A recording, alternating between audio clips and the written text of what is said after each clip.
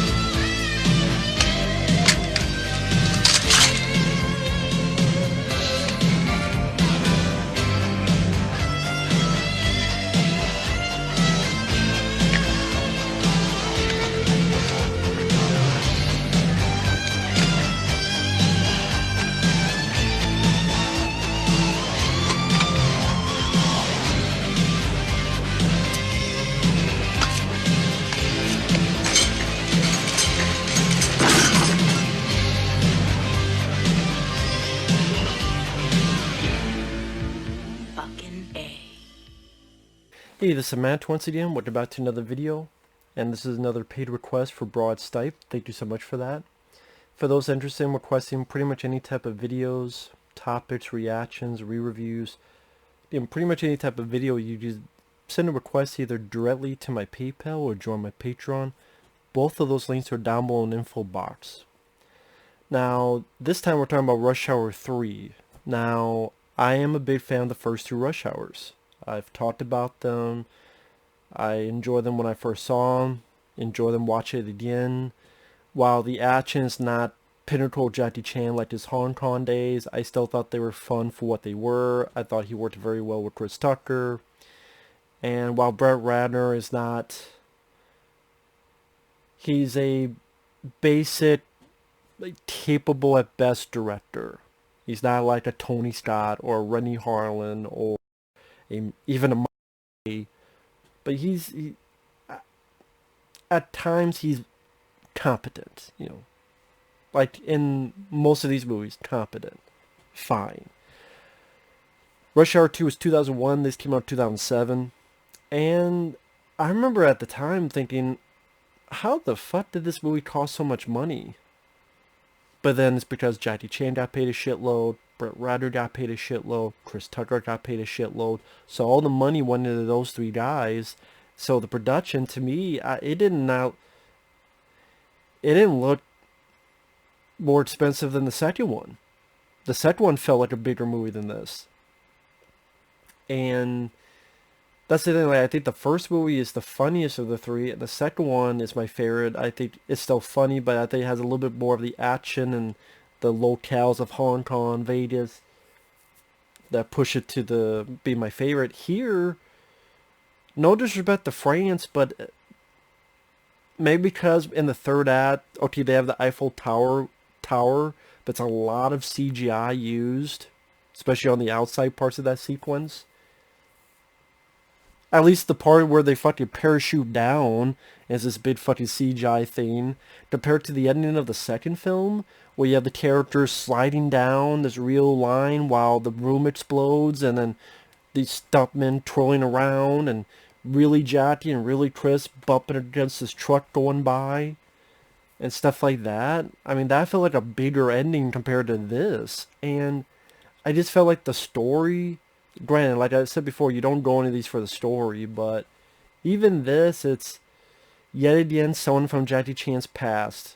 In the second film, it was a guy who worked with his father, maybe killed his father. Here, it's a guy who is his brother, adopted brother. You have the Consulate from the first movie here again. You have the little girl Soo-Yun here being older. And a bit weird that for a little bit, thankfully not too much, for a little bit, Chris Tucker kind of pervs on her. I'm like, dude, the last time you saw her, she was 10 years old. When he's hugging her, it's like, Sue's so young. thankfully they don't go further with that. But I'm like, what the fuck is this? You know, what's this shit? But yeah, Chris Tucker, Jackie Chan coming back. Like I said, I do wish another director had tried his hand at Rush Hour. Does it always have to be Brett fucking Ratner? Let's have a different director. Let's try that out. And the magic for me there. Now, I don't know if this would be a full-blown rant, because watch it again. I'm not a big fan of the film, but it's nowhere near one of the worst sequels ever. I mean, Alien Covenant, Terminator Genesis, Terminator Dark Fate, The Predator, Alien 3, I mean, it doesn't go on that category of sequels. So, it's just disappointing being a fan of the first two. And, like, that's it. When I first saw it, that was my reaction. That's it. It just, the magic didn't seem there. The comedy. There were a couple moments that made me chuckle, to be fair. And I'll mention them now, honestly. There's the moment where they go into that dojo where there's a bunch of kids and there's a big giant guy. And that little scene, and when it ends where there's a blind master named Yu, and... Are you deaf? No, Yu is blind. I'm not blind, you're blind. That's just what I said. That's what I just said. You.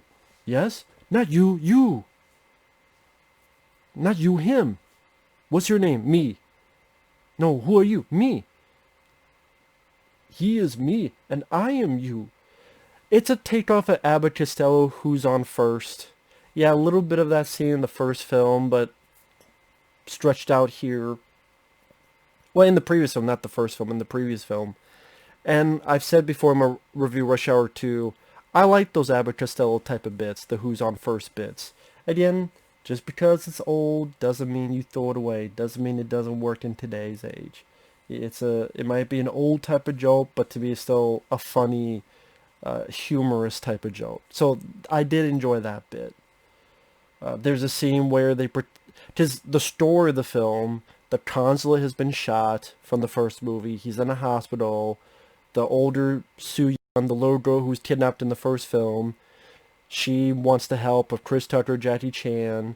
They go to the hospital. They protect him and the girl from these bad guys, and they realize one of the bad guys speaks French. They don't know how to speak French, so they get a nun from a chapel. So the guy's speaking French, and the nun understands it, but then she reacts sort of a weird way, and they're like, what did he say? And they're like, well, he used the N-word. What? You mother... And Jackie's like, shh, she's a nun, don't swear. Well, you tell this piece of S that I will F him up. And you tell him that his mom is an H. Horror spelled with a W. And then the guy made fun of Jackie. What did he say about me? Well, he said a word that's similar to a cat. And then he used a word that rhymes with maggot. Well, you told him an AW. Hole is spelled with an H. Would you like the dictionary? Just call him an asshole. Again, something that you would not normally hear Jackie say. Like, that scene was funny. And, you know, the scene before I mentioned is funny. There are a couple funny bits. Watch it again. It's just, action-wise, I thought this was a dud. And what kind of is a good way to point that out is near the beginning of the film, where after Jackie Chan, the consulate's been shot, Jackie Chan chasing this guy, Chan finds out it's this guy who he knew when he was a kid, then Chris Tucker's driving, because he was on traffic duty. As he's driving in the alleyway, Jackie has to avoid it, but the way it's cut and the way it's shot really, truly takes away from what Jackie is capable of doing. What I mean by that is the way it's quickly edited, the way the shots are done. The car's coming, boom, cut to a top shot where you see someone, you don't even see Jati's face, you see the top of his head, boom, get on top, and then cut to, ooh, slamming onto the hood, the windshield. The way that's edited and the shots used, it takes away from and ruins, one, the ability to see Jackie Chan doing it, two, to see it doing it in one take, in one go, which makes it more scary, more frightening, more impactful, more... He was that close. When you see Jackie Chan's other films, Operation Condor, there's the bit where he's on that teeter-totter thing at the end, and his head is back, and there's this thing coming down, and Jackie Chan turns, you see it go... And the fact that, boom, you see it go... like that close to him. Rumble in the Bronx. The way that's edited when the truck is going past and he's got to dip across it. You see enough wide shots, enough that you see it's really him doing it and barely going past him. I mean, even in the first Rush Hour, at the very beginning of the first Rush Hour, when this container is going towards him, and you see him jump, boom, get up on top. Even Brett Ratner himself did that better in the first movie. So, and when you see the other action scenes, they seem like weak imitations of what came before. In the ending on the Eiffel Tower, Chris Tucker's fighting the henchman, and they do a scene literally from another Jackie Chan film. I want to say it was Project A, or Project A Part 2, where you lead and a bad guy hit each other with chairs, and they don't... I'm like, okay, it's Brett Ratner trying to do his ode to that film, but that film did it better. And when Chris Tucker's fighting these guys, it's just a lesser version of the massage parlor fight. Jackie having this fight with this guy who is his adopted brother, it just... There was no tension, there was no suspense, there was no excitement. And they're amongst all this CGI, because they're not going to shoot a lot of this in the real Eiffel Tower, and then they're trying to do these wide shots, and it just... all I see is a bunch of fucking CGI. Other stuff, like when they go to France, they meet Roman fucking Polanski. Oh great, I want to see Roman fucking Polanski. Is Woody Allen around the corner as well? And is Victor Salva hiding in the back? Really? The only good that came out of it is our two leads punched the shit out of Roman Polanski at the end. That was nice. Boom, that's what you did, motherfucker. But it's like, why the fuck do we need a Roman Polanski cameo? Oh, we need the guy that helped rape or... Fuck. I'm not a fan of Roman Polanski as a person. I'm honestly not even a fan of his films, let alone the person. So it's like, oh great, I gotta have this motherfucker in this, really? Even the beginning of the film, it was kind of like, oh, where... So it's only been 3 years since the second film? That's what they say. Because they know about how they went to New York, which was set up at the end of the second film.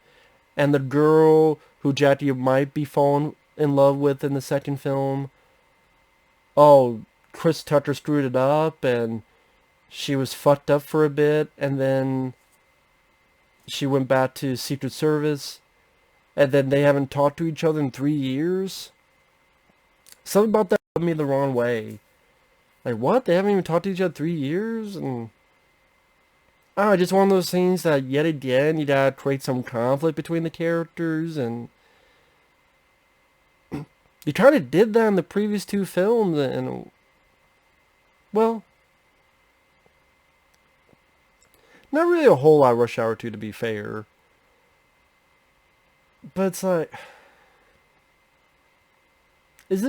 Was that really needed that way? I don't know, I know it sounds stupid, but being a fan of the characters, I would like to see him have a bit of a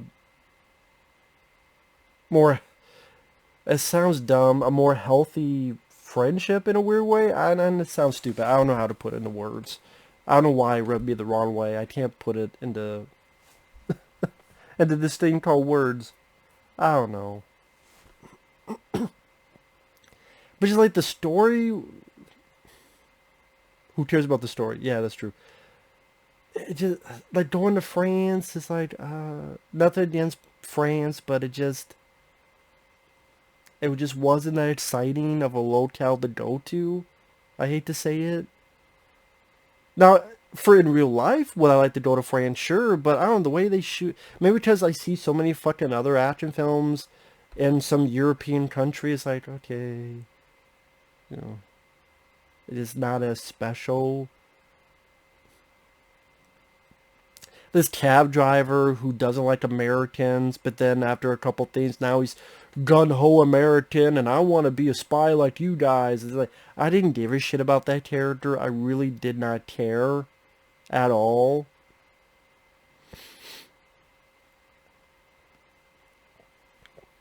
And yeah, the guy's being a dick, but then Chris Tucker pulling a gun on him, be like, sing the American anthem. Well, I don't know how it is. Oh, sad, can you see? And like making a guy at gunpoint sing the American anthem. Yeah, it's meant for comedy. You're not meant to be that. It's kind of like what I said about the first movie, where some of the dialogue, you'd be like, ooh, but it's just meant for comedy. Same as here. But did I find it funny? Not really. You know, just I didn't care for the Roman Polanski cameo. The laughs were few and far in between. I thought the action was a big step down from the first two movies. Nice to see Max von Sydow, may he rest in peace, but I knew he would be a bad guy. And he is. I could just tell when I first see him, he's going to be a bad guy, is it? He is. Even weird scenes, like, for some reason the script has to make it where they fight. He ain't your brother. Well, you're not my brother. And they're off away doing their own thing, so Chris Tucker's watching Indiana Jones and the Temple of Doom, and Jackie's watching some random video from Africa. Something about that was a bit fucking weird. I don't know, the set pieces, like when they have to sing in this Moulin Rouge wannabe ballroom. Never, never again. It's like, I don't care. I just stopped caring. And the Eiffel Tower bottle, the overusage of CGI really hurts the scene. Takes away any epic feel that you get. And ultimately, you know, they parachute down CGI. They both punch Roman Polanski. They walk away, and then the movie's over. You know, even the outtakes were not as funny compared to the first two films. Just something about this felt... It felt more like we need to do it just because people expect us to do it. Not because we really had a big desire to do it. That's really what it felt like. It felt like, well, people expect a Rush Hour 3. It's been 6 years. We better do it now. Okay, let's do it. And I almost want to say lazy. It just felt lazy. It just felt pedestrian. It just felt like a pedestrian movie. And it just...